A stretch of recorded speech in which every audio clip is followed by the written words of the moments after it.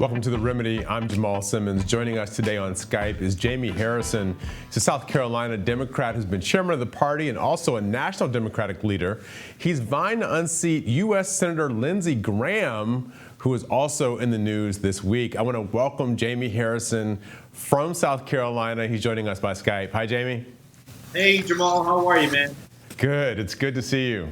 So listen, the reason why I wanted to have you on is because you had a pretty big announcement a couple of weeks ago. You raised about $2.1 million, which seems like this is a pretty big fundraising haul for a Democrat in the South Carolina race. Is that right? We announced that we raised $2.1 million, but now we are revisiting that number. It looks like there are more envelopes to count, and we could be north of that.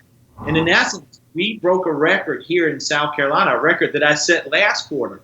We're really, really excited. And when we look at the dollars, these are small dollar contributions, an average of right around $25 per contribution. We had 47,000 individual contributions that came into our campaign. So we're really, really, really excited about where we're going as it relates to the money. But it's about building a new South. Getting new leadership, not only in South Carolina, but across the southern region. And I'm happy to be a part of that really wave that is starting to build. Okay, so you're running in South Carolina. You've been state party chair down there. You've also been part of the national party.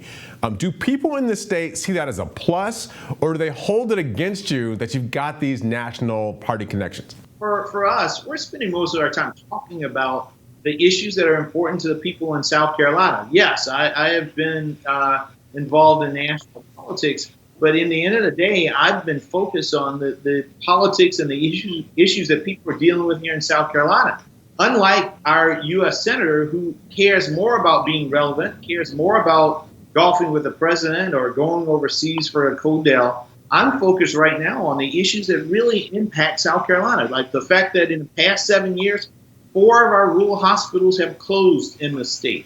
The environmental issues that we're dealing with, there are a lot of environmental justice issues. We've got over 40 communities with lead higher than the federal standards. We got schools here that have not had investments in decades. So it's great that I have national contacts and I know people nationally, but in the end of the day, it's the people in South Carolina who's going to make this decision. And, they've been left behind by Lindsey Graham, and that's why we have so much energy and momentum moving forward. Okay, so the last time Lindsey Graham ran, it was 2014. He won that race 55-38. You're a Democrat. How are you going to beat that 38% mark in the state next year? Well, first of all, we're well on our way. I mean, listen, dollars and money is not everything, but it really helps you get your message. So in 2014, the candidate ran against him had about $500,000 in hand. And we have raised almost $4 million in less than 6 months. And so that means we're going to be able to build an operation to go out and educate the people in South Carolina about the record of Lindsey Graham. And we are doing that from day one. We have been doing it. And in addition to talking about Graham, we're going to give folks a contrast where they're going to see that they're actually going to have a senator who will fight for them, who will focus on their need. So just recently, Jamal, in August, the schools started to start back here in South Carolina. We launched a program called Harrison Help. And it's based on this whole initiative that I believe that the most powerful way to persuade somebody is to show and not tell. And so it is going into these communities and showing them that I'm going to fight for them and help them deal with the issues that they have to deal with on a day-to-day basis. And so our first initiative was a school supply drive. I went into my hometown of Orangeburg. We partnered with the Girls and Boys Club. We had 700 parents and kids come to the Boys and Girls Club, and we gave over 400 backpacks. And I had a mom with tears in her eyes who said, "Mr. Harrison, I want to thank you because I had no idea how I was going to get these supplies for my health." And as you know, Jamal, you've done these campaigns before. There's not a TV ad or a piece of mail or radio spot that equates to the power of having a constituent, a mom, who is desperate to just get a little help from somebody who wants to represent them. And so it's those type of things that we're going to do all across the state of South Carolina, from resume building workshops to home ownership workshops, FAFSA workshops. We are going to help people where they are right now. And I think that is going to be the thing that differentiates me from Lindsey Graham. That and some other. Yeah, it's probably a bunch. So listen, I'm looking at your website, and I noticed on the front of your website, you've got this ad that I think is hilarious because it kind of goes back and forth between being kind of a cartoon comic and then into real life. But you do this thing where you highlight Senator Graham's statements from a couple years ago about President Trump, and then you talk about what it is Senator Graham has been saying lately about President Trump, which is much more complimentary. Are you calling him a hypocrite? Well, he's a flip-flopper. Listen, you can't be on both sides of every issue. And we are seeing this on time after time after time.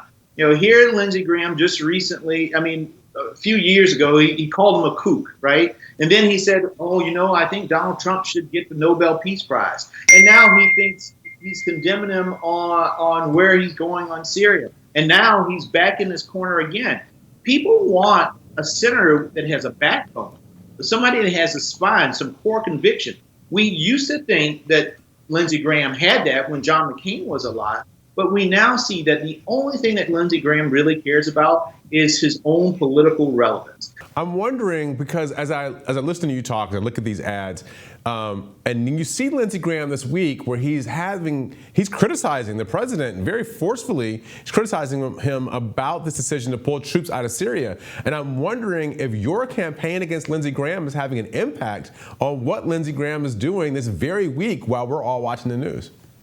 Well, we hope that it is having an impact, but he quickly pivoted right back because I think earlier he announced that he's going to have Rudy Giuliani come and spin all of the Fox News conspiracy theories over the hearing room. I guess that's because Donald Trump probably called him last night and said, Lindsey, I don't like what you're saying, the bad things you're saying. That's not what the people in South Carolina sent our representatives, our senators, to Washington, D.C. to do. It's you take an oath of office, you put your hand on the Bible, you put up the other hand, and you take an oath to protect and defend the Constitution of the United States, not to protect and defend your political party or protect and defend the president, is to defend the Constitution of the United States. And Lindsey's making a mockery of the role of U.S. Senator and a mockery of the respect that the people of South Carolina put in him 6 years ago to represent them and their interests. Okay, before we get out of here, I want to ask you a question about some national politics with a big South Carolina component. We got a presidential race taking place. 2020 candidates are in and out of South Carolina all the time, talking to constituents, talking to a lot of the same voters you're spending your time talking to. I'm wondering, first of all, have you endorsed anybody who's running for president? I haven't endorsed anybody, and it's partly because I'm still a DNC officer, and so we're kind of staying out of the fray as it relates to that. Is this campaign having an impact on your campaign? Is it helping you, or is it hurting you? Is it a distraction? What do you think? It really hasn't had much of an impact. One of the things that we're excited about as it relates to the presidential campaign is that it is mobilizing and organizing in the state of South Carolina.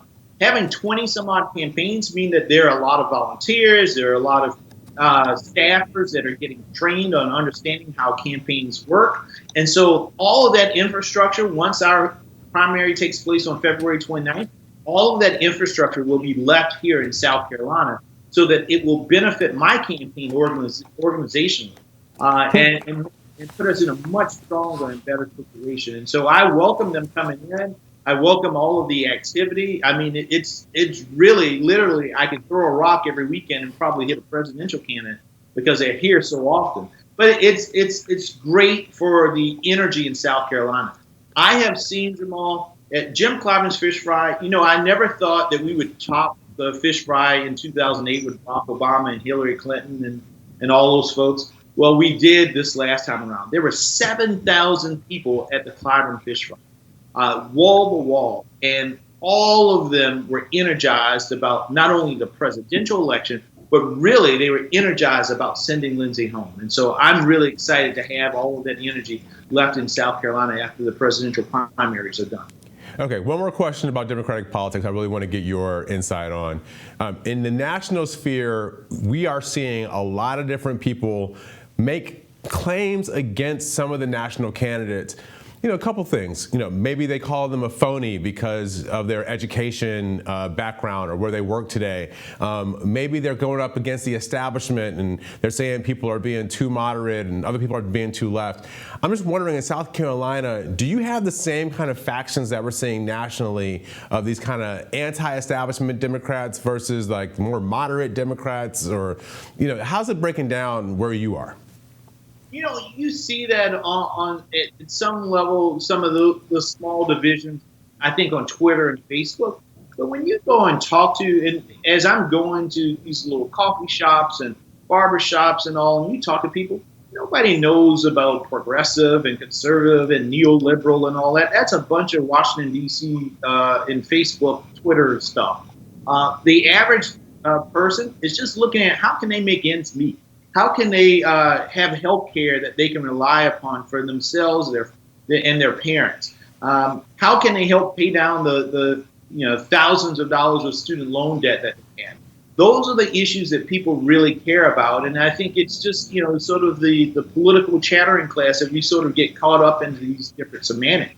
But what I say on the campaign trail all the time is it's not about Democrat versus Republican. It's not about progressive versus moderate versus conservative. It all boils down to what is right versus wrong. And are we going to be on the right side of these issues, helping people tackle these big issues that they're dealing with so that they can have the American dream, kids can have the American dream? That's what's really, really important. And I hope our candidates, and I know I'm going to be focused on how do we make sure that the American dream is alive and well for everybody.